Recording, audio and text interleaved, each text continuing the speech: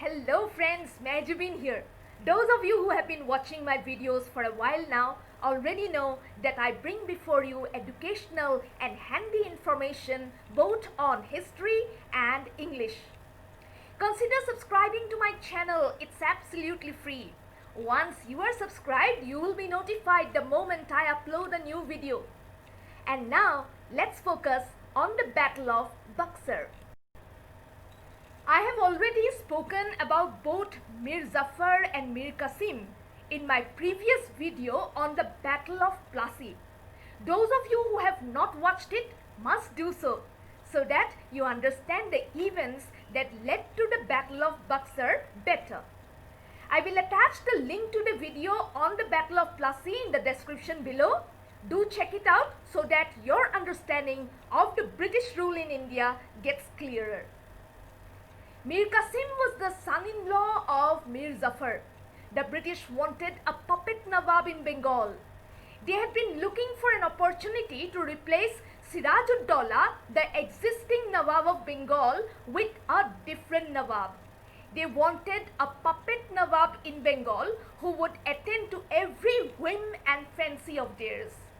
The English East India Company entered into a secret agreement with the commander-in-chief of Siraj-ud-Daulah's army.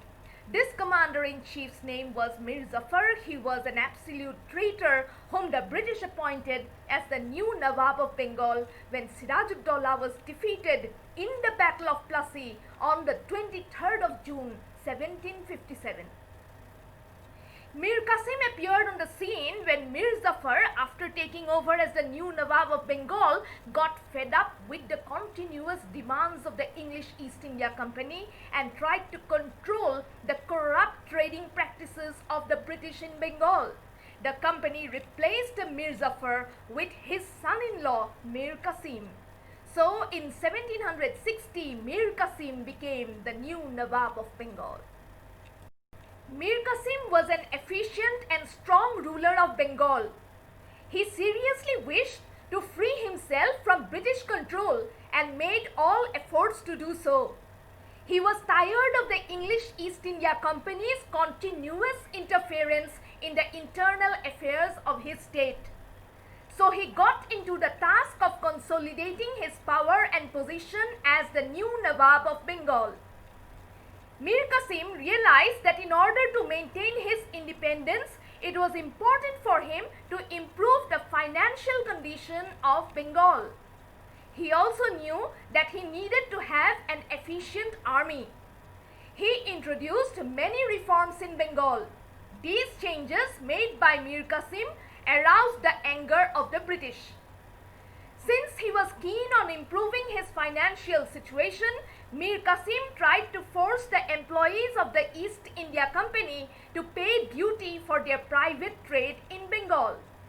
The British officials were corrupted and they had been engaging in private trade to amass personal wealth. When the company officials refused to pay duty to Mir Qasim, he took another daring step. He wanted to check the misuse of trade privileges by the company servants, and so he abolished all duties on internal trade. He granted free trade to all Indian merchants as well. The Indian merchants could now enjoy the same privileges as the British traders. The Indian traders were now on equal footing with the East India Company's traders. The English did not approve of this demonstration of independence on the part of Mir Qasim. They retaliated by replacing him with his father-in-law Mir Jafar again. In the year 1763, Mir Qasim went to Awadh and entered into an alliance with Nawab Siraj-ud-Daulah of Awadh and the Mughal Emperor Shah Alam II. In 1764, the combined forces of Mir Qasim, Siraj-ud-Daulah and Shah Alam II met the British at the Battle of Buxar. Robert Clive defeated them. Mir Qasim fled from the battlefield while Siraj-ud-Daulah and Shah Alam II signed the Treaty of Allahabad with the British. Now let's look into the result of the Battle of Buxar. The Treaty of Allahabad was signed between Robert Clive and Shah Alam II and Siraj-ud-Daulah in 1765. This treaty granted the British the Diwani or the revenue collection rights of Bengal, Bihar and Orissa.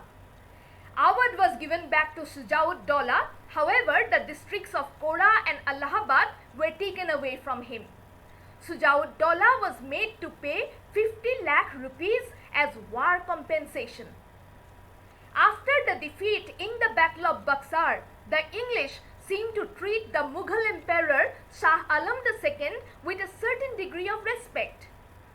Shah Alam was given the districts of Kora and Allahabad. He was also given an annual pension of 26 lakh rupees.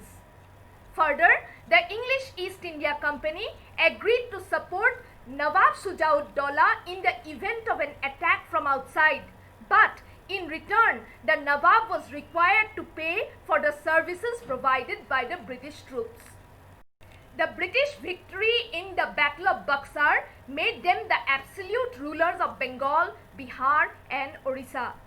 Awadh was now placed under the mercy of the East India Company.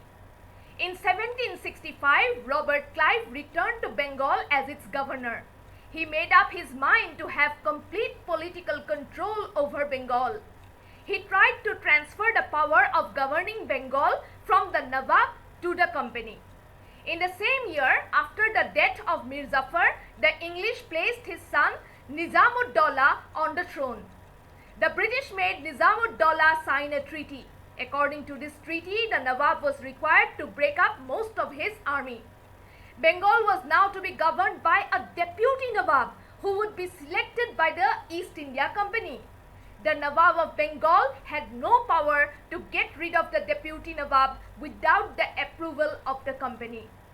These were the new circumstances under which the English East India Company got full control of the Nizamat or administration of Bengal. The political control of Bengal by the company eventually led to the laying of the foundation of the British rule in India. That's all for today. Check out the description for the notes and the link to the Battle of Plassey. Give this video a like if you have found the content useful. It really supports my channel. And I'll meet you very soon with yet another video. Bye.